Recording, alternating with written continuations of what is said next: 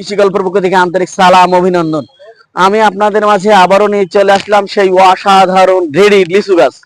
এই যে দেখতে পাচ্ছেন সব মুকুল সহ গাছ কিন্তু আপনারা আমার কাছ থেকে পেয়ে যাচ্ছেন। এই যে দেখেন সব কিন্তু মুকুল সহ।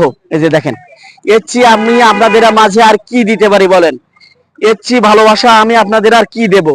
আপনারা যেসব এর আগে লিচু গাছ লাগাইছেন 5-7 বছর কিন্তু অপেক্ষা করা লাগছে, তারপরে গাছে ফল পাইছেন।